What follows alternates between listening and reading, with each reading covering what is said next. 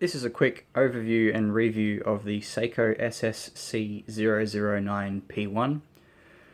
This is the Pro Spec model, which you can tell by the X on the face. Pro Spec is the Japanese version of the watch, and it stands for Professional Specification. There's not a lot of difference between this and the standard model, so if you get the standard model, it's perfectly fine. This is the P1 model, which comes with a steel band. It has hollow end links, which some people don't like. I don't really mind it. You can also get the P2, which is a thick leather band which goes underneath the case back. It's a full coverage watch.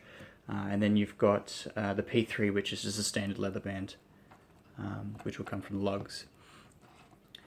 There's a couple of features to this watch which I really like, and were some part of the reason why I bought it. If I can get it to stand up.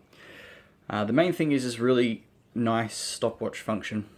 So I'll start the stopwatch so you can watch it go through while I continue talking. The stopwatch has the second counter and then the minutes counter.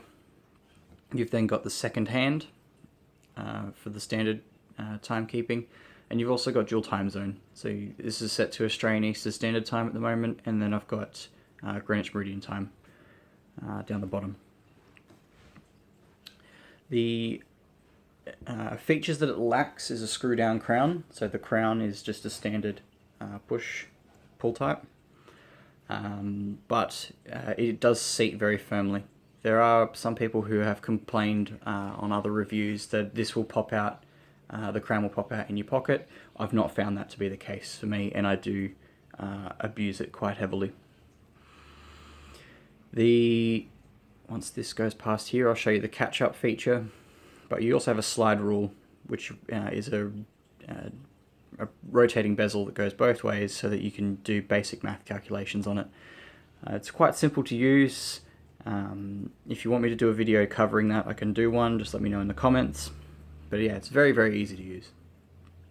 Now that we've gone past here, we'll do a bit of a catch-up. So by pressing this, it stops the stopwatch. Time will keep going, and then pressing it again will allow the watch to catch up, and it catches up very smoothly. We'll stop, and you can watch this hand and the minute hand both will catch up very, very quickly to their reset point. This model is a solar watch. It takes about 2 to 3 minutes for it to charge in the sun to get to full charge, and will last for 6 months without charge. I've never had to have any issues with it. I've never had it discharge like some people have complained about in other reviews. It's either going to be my watch was a good one, or they've got one dud in the batch. I find this watch really, really comfortable. It is a little bit confusing when you first get it with regards to the alarm and setting the dual time zone, so I'll go over that really quickly. To set the alarm, you pull out your crown by one spot and then set your alarm forward. It will only do 12 hours ahead of wherever you are. So if you set the alarm for 11:30, then the alarm will go off at the next 11:30. It won't wait for the full 12-hour rotation. Once it's had that alarm go off, it'll then reset itself back to your secondary time zone. To set that secondary time zone, you need to pull the crown out all the way, so it's just 3 clicks, I believe it's 3 clicks, and then press the B button, and that will set the alarm time. Overall, I've found this watch to be very, very tough. I use it at work, and it does take quite a beating without any issues at all. I've not lost time. I've not had a worry that it's going to crack or break. It's very, very tough. It's very, very comfortable, which is another key for me. It's got to be comfortable if I'm going to wear it for 2, 3, 4 days straight.